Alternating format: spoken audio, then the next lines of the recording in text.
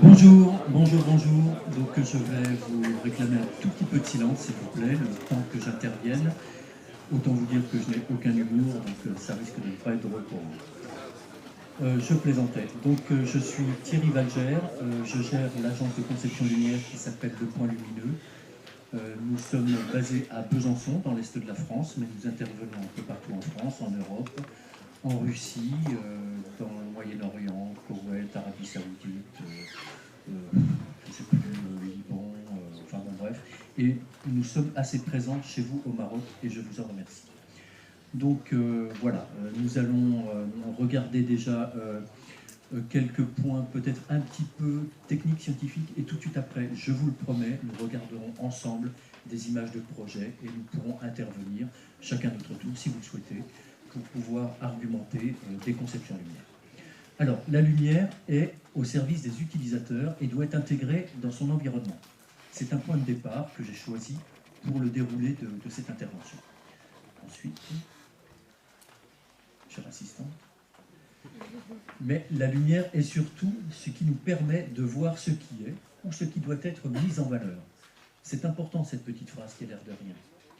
Continuons. La qualité de la lumière s'exprime principalement selon deux principaux critères. Je dis bien principaux critères, car bien évidemment la science de la lumière en revêt beaucoup d'autres.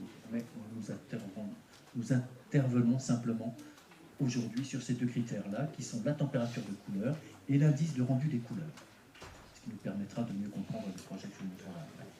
La température de couleur est l'aspect coloré de la lumière et la couleur apparente de la lumière par rapport à un illuminant de référence.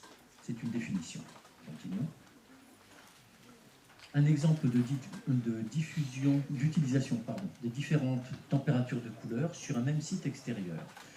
Vous voyez donc trois diapos. Donc température de couleur définit la teinte générale des blancs. Vous avez sur votre gauche une teinte chaude qui est inférieure à 3300 Kelvin. Au centre, une teinte intermédiaire de 3300 à 5300 Kelvin.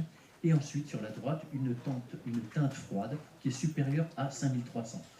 Du blanc chaud au blanc froid, limite bleu, pour résumer. Donc voici une image d'un projet qui vous donne l'impression de différentes températures de couleur sur une conception lumière d'un quartier d'une ville, alors qui peut revêtir certaines significations. Vous avez cette partie centrale qui est éclairée en blanc froid. Ça peut être parce que c'est très circulé, ou simplement circulé par des bus, vous voyez, alors que les parties chaudes seront peut-être plus piétonnes. Pourquoi pas? C'est un concept de base. Continuons. Maintenant, l'indice de rendu des couleurs IRC est la capacité d'une source de lumière artificielle à restituer les couleurs naturelles d'un objet éclairé. La couleur perçue est donc dépendante du spectre lumineux émis. Il faut bien savoir ça. Donc, exemple d'utilisation de deux sources lumineuses affichant deux indices de rendu des couleurs différents. Vous voyez ces petits oiseaux. Alors, sur la gauche, ils sont éclairés d'une source moyenne, avec un indice de rendu des couleurs inférieur à 70. Alors que sur la droite, ils sont éclairés par une source affichant un IRC supérieur à 80. Vous voyez que les teintes naturelles des sujets éclairés sont plus ou moins révélées. C'est important de bien mémoriser cette notion-là dans les projets que vous aurez à faire ensuite. Donc l'indice de rendu des couleurs et la température de couleur permettent de qualifier une source de lumière et donc d'en mesurer la qualité perçue, sans oublier bien sûr la durée de vie, les variations chromatiques possibles, etc. etc. Mais permettons-nous de sourire, mais très discrètement, je vous le demande, en regardant des erreurs de réalisation du projet. Là, je vais peut-être passer pour ce que je suis peut-être. Donc, vous voyez quelques photos que j'ai pu prendre à Paris ou dans des villes de province en France. Vous voyez sur la partie gauche un sujet intéressant. Vous voyez un arbre avec une pauvre lanterne qui sort du feuillage. Et en fait, il s'agit d'un luminaire à deux lanternes. Donc, autant vous dire que l'effet lumineux apporté par cet ensemble d'éclairage est quasi nul. Au centre, vous voyez une colonne lumineuse qui est dans le bouquet d'un arbre. Cette colonne est en vue de manière plus générale sur la diapo de droite. Donc, diapo d'après. Et vous voyez ici à Paris, donc une des lanternes qui est en plein dans le bouquet d'un arbre. Alors, ces petites images qui peuvent nous faire sourire montrent aussi le grand intérêt d'un concepteur ou d'un bureau d'études attaché au positionnement et au dimensionnement des sources lumineuses, pour ne pas se trouver face à ce genre de situation qui aurait tendance à faire rire tout le monde, des gens avertis comme nous tous. Retrouvons maintenant notre sérieux et regardons ensemble quelques projets représentatifs, s'il vous plaît. Alors nous allons nous promener à Besançon, dans le Doubs, c'est dans l'est de la France. Nous irons ensuite à Abu Dhabi. Donc ces deux projets sont à deux échelles différentes. Ça nous apportera deux visions. Nous irons ensuite à Nîmes, que vous connaissez, et Ornans, qui est aussi dans l'est de la France, qui est la patrie du peintre Gustave Courbet. Très belle petite ville de 4500 habitants, nous regarderons ça ensemble. Donc ce sera la ville et des jardins. Besançon, la salle de conférence de la CCI. Alors ce projet, cette salle de conférence va peut-être nous intéresser parce qu'il pourrait être un petit peu comparé à la salle que nous occupons aujourd'hui. Alors, cette salle de conférence de la CCI, qui est la Chambre de commerce et d'industrie de Besançon, dans le Doubs, devait être réhabilitée après une vingtaine d'années d'utilisation. Cette salle était éclairée par des projecteurs encastrés utilisant des sources lumineuses à incandescence, et oui. Le bilan de la puissance électrique installée dédiée à l'éclairage était de 11 kW pour une surface de 350 m². Les opérations de maintenance étaient donc nombreuses et coûteuses du fait de la hauteur des plafonds et de la faible durée de vie de ces sources lumineuses.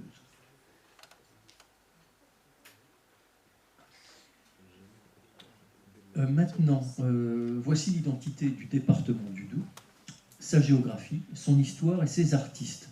Ici, des toiles de Pierre Bichet, de Jean-Claude Bourgeois, ainsi que des photos de la ville de Besançon. Pourquoi cette diapo ? Simplement, quand on a la chance d'être sélectionné pour mettre en lumière un site comme celui-ci, donc avec une équipe complète, un bureau d'études, architecte, etc., il ne s'agit pas de mettre des points lumineux au plafond, de vérifier à peu près, enfin de calculer tout d'abord et de vérifier après installation un niveau d'éclairement et de s'en aller en serrant la main à tout le monde. Non. Il faut réfléchir, toujours aller à peine plus loin de ce que l'on nous demande. C'est important pour vous, futurs architectes. Toujours aller plus loin de ce qu'on nous demande pour apporter satisfaction, mais surtout de l'interrogation. Alors, plutôt que de faire un éclairage classique, donc j'ai regardé, quand je dis je, moi et mes collaborateurs, on s'est intéressé à notre histoire et à notre géographie. C'est pour ça que je vous montrais donc des images de... Peut-on revenir à peine en arrière, s'il te plaît ? Des images de tableaux de peintres et quelques images des toitures de Besançon. Et vous voyez donc des paysages près de la frontière suisse, par exemple, ou des paysages d'un village en hiver. Vous voyez la photo de la citadelle de Besançon ou les toitures ici. Alors maintenant, nous pouvons aller un petit peu plus loin. Alors, les commandes des différentes possibilités de mise en lumière seront, alors c'est nous qui l'avons décidé aussi, un éclairage général, à savoir l'entrée du public, l'installation du public, comme nous l'avons fait tout à l'heure, le discours, ce que vous subissez actuellement, et de la projection de films. Alors, sachant qu'à chaque fois, la mise en lumière est différente. Nous allons y venir tout de suite après. Il y a aussi... Ah, pardon, je suis vraiment bavard. La fin de la séance et l'invitation à sortir de la salle. Ce sont trois mises en lumière particulières que nous verrons tout de suite après. Merci. Alors aujourd'hui, vous voyez 2 diapos par page. Vous remarquez donc les points lumineux qui sont implantés sur le plafond menuisé. Et vous voyez sur la partie latérale comme un trait bleu. Rappelez-vous les diapositives que nous avons vues avant. Toile de peintre, photo de la ville. Eh bien simplement, j'ai proposé à l'architecte de redescendre son plafond menuisé et de le découper avec ce que représentait un château, une colline, un clocher, etc. pour que les visiteurs de cette salle qui est très régionale se sentent chez eux. Ils s'installent et ils voient le découpage de Besançon, de Montbéliard, de Pontarlier, d'une forêt du Haut-Doubs, etc. Et ceci, nous allons le voir un petit peu après, je vous le dis tout de suite, nous a apporté un prix national parce que c'était original et ça a plu. Donc on a gagné un prix grâce à ce projet. Alors, je vous ai parlé des différents allumages et extinctions. Donc là, la diapo d'avant, si on peut revenir rapidement. Je suis vraiment bavard, je suis désolé. La diapo d'avant nous donne, nous verrons tout de suite après, un indice de rendu des couleurs très intéressant, un niveau d'éclairement très bien aussi, et une très bonne uniformité pour que tout le monde se sente dans le meilleur confort possible pour écouter, réfléchir et travailler. Ceci dit, quand on arrive à la diapo d'après, la conférence terminée, il s'agissait d'inviter les gens à regagner la sortie. Alors comment avons-nous imaginé ça? Eh bien simplement en pensant à la nature. Comment ça se passe? La journée se termine, on rentre chez soi, la nuit tombe. Nous avons fait la même chose dans cette salle. C'est-à-dire que vous avez remarqué que les points lumineux qui participent à l'éclairage de cette salle avaient tendance à s'effacer pour faire apparaître un plafond étoilé et faire venir le bleu de la nuit. Passons à la suite. Pour arriver à la nuit pleine, une nuit normale comme l'on trouve dans ma région, comme on trouve évidemment chez vous aussi. Donc vous avez compris, 3 grandes mises en lumière, à savoir l'installation, les discours, la projection de film, etc. Sachant qu'à chaque fois, il y a des mises en lumière particulières. Quand on projette un film ici, les projecteurs qui viennent éclairer la partie des orateurs ne donnent pas de lumière sur la zone où il y a l'écran, pour ne pas apporter de pollution, bien sûr. Sachant que pendant la diffusion de ce discours, il y a plus de lumière sur les orateurs que sur le public, ce qui est normal, puisque l'attention doit être portée du public vers les orateurs, etc., etc. Donc, à chaque fois, de la réflexion et du paysage. Donc, vous voyez, telle que cette salle est utilisée aujourd'hui. Donc, on voit par exemple pour l'écran que lui est dans une zone d'ombre par rapport au reste de la terrasse. Vous voyez sur cette photo. Continuons. Et ainsi de suite, et ainsi de suite. Donc voilà, le niveau d'éclairement est sans luxe, l'uniformité est au-delà de 0,8 et sans phénomène d'éblouissement, ce qui est très important pour le confort. Les différentes sources lumineuses sont de type diode électroluminescente et les circuits sont variables en intensité et en couleur.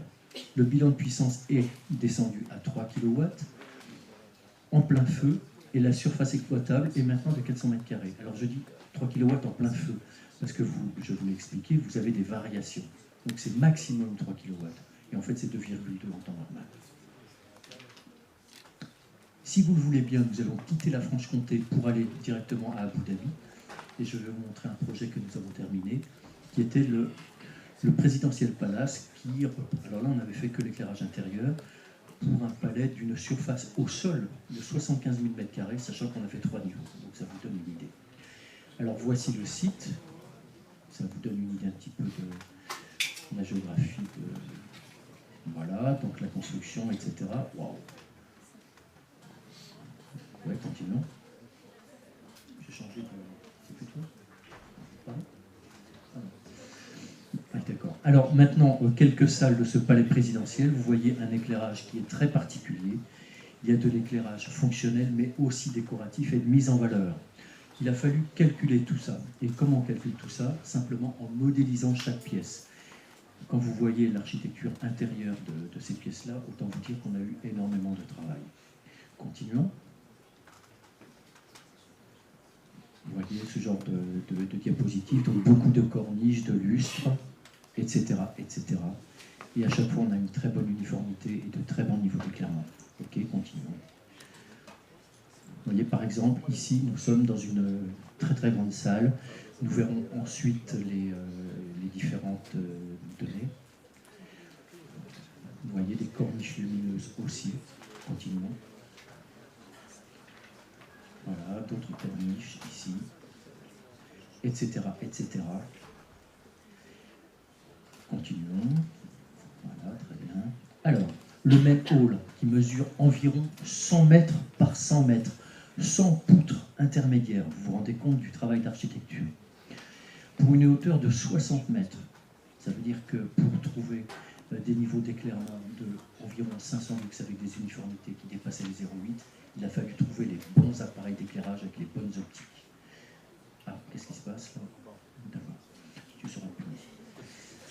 Donc le bilan de puissance électrique dédié à l'éclairage est de 410 000 watts, soit 41 watts au mètre carré, ce qui est beaucoup, bien sûr. Alors attention, le Main Majlis mesure environ 65 mètres carrés sur 40 pour une hauteur de 15 mètres. Le bilan de puissance est aussi de 110 000 watts, donc 42 watts au mètre carré. Et là, nous ne sommes pas dans des valeurs dites européennes, vous comprenez. Donc concevoir les éclairages intérieurs de ce palais fut une aventure professionnelle, conceptuelle, humaine et technique, car les enjeux étaient démesurés. Nous allons maintenant à Nîmes pour aller voir des jardins, les jardins de la Fontaine, pour ceux qui sont allés se promener dans cette belle ville. Donc ce sont des jardins du XVIIIe siècle qui ont été bâtis sur des sites romains. Les aménagements et la végétation sont de toute beauté. La tour Magne dans la partie supérieure et le temple de Diane sont des vestiges étonnamment bien conservés. L'installation d'éclairage d'origine a une quarantaine d'années. Elle était vétuste et ne fonctionnait d'ailleurs quasiment plus. Continuons. Donc nous avons fait différents plans de nuit, notamment de la première phase de la nuit. Ce que nous mettions en valeur pour cette conception lumière, c'est on éclairait ce qui devait l'être, à savoir une forme de végétation et des statues. On n'éclairait pas les visiteurs. Pourquoi? Parce qu'on se souvient de l'histoire du lieu. L'histoire est très ancienne. Les visiteurs ne font que passer. Ce n'est pas eux que l'on doit mettre en valeur. C'est la végétation et les statues. Vous comprenez? C'est une autre conception. Donc, pour la première phase de la nuit, ce plan-là, et pour la seconde, vous voyez qu'on a éteint les arbres et on a mis en valeur les statues, voire même avec certaines teintes. Vous voyez, là, revenons, voilà, c'est parfait.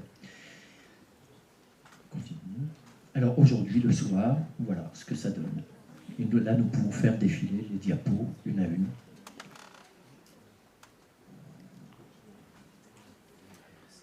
Donc on a fait beaucoup d'essais lumière pour valider un appareil plus qu'un autre en fonction de son optique, de sa température de couleur, etc. etc. Vous voyez les temples romains. Alors là, donc c'est un carré où il y a de l'eau, c'est pour ça que nous avons mis de la lumière bleue dans la deuxième partie de cette conception lumière. Et là aussi, nous avons gagné un prix. Et voici la tour Magne. Alors là, je vois, on n'a pas un bon rendu des couleurs, parce que nous avons la grande diapo en éclairage dit normal, la diapo centrale, c'est du bleu, blanc, rouge, et celle de droite, c'est en rose. C'est pas ce que vous voyez là, hein? Ah oui, c'est ça. Alors, bleu, blanc, rouge, c'est une demande qui a été faite par la mairie. C'est pour le 14 juillet, parce que c'est une ville où nous sommes restés très branchés sur l'histoire, bien sûr. Et ensuite, en rose, pour la partie de l'année, en octobre, où c'est la lutte contre le sida qui est mise en avant. Donc, c'est octobre rose. Voilà. Continuons. Donc, ces jardins sont maintenant mis en valeur par des équipements à diode, variables en intensité, pour certains en teinte. Deux régimes de mise en lumière fonctionnent suivant l'heure de la nuit. Cette installation présente un bilan de puissance dédié à l'éclairage de moins de 10 kW et en plein feu.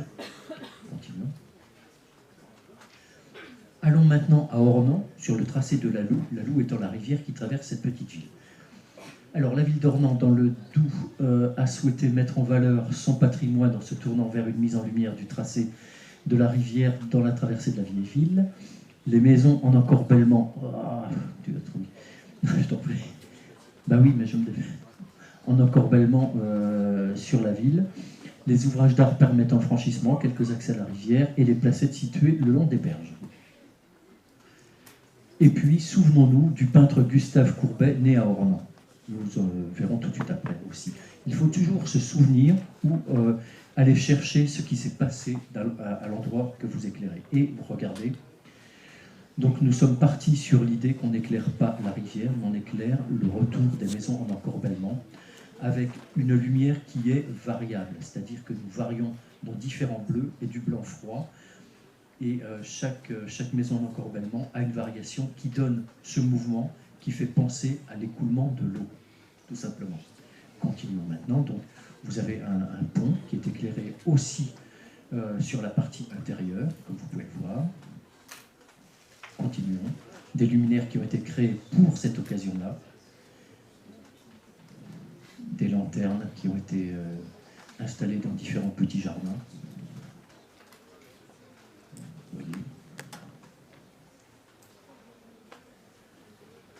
quelques images. Les différentes teintes de lumière, donc là, une lumière domestique avec ce bleu des... Et depuis le haut, voilà ce que donne le tracé de la rivière dans la vieille ville. Gustave Courbet sur l'entrée du musée, bien sûr. Donc cette nouvelle installation de mise en lumière présente un bilan de puissance de 4,2 kW en plein feu, sachant que la mise en valeur des maisons à l'encorbellement, le poêle, la passerelle s'éteignent à minuit. Donc on ne consomme quasiment rien. Mais n'oublions pas les membres de l'équipe, car on ne travaille jamais seul. Vous voyez différents camarades, différentes réunions, différentes inaugurations, etc. Et puis, nous intervenons ailleurs qu'en France, dans différents pays, beaucoup chez vous, comme je vous l'ai dit tout à l'heure. Mais ce qu'il faut retenir, et c'est là que nous arrivons à la conclusion, pour concevoir un projet, nous devons regarder et analyser le passé, le présent et le futur. Retenez bien ça. Continuons. En considérant les architectures voisines et en faisant preuve de curiosité, bien sûr, mais d'humilité. N'oubliez jamais ça, d'humilité. Enfin, pour conclure, un projet de mise en lumière naît d'une idée, peut-être un peu utopique, certes, mais réfléchie, et ce qui n'existe pas encore aujourd'hui sera peut-être la réalité de demain.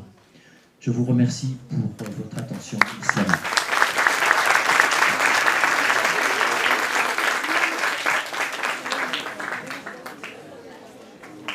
Merci Thierry.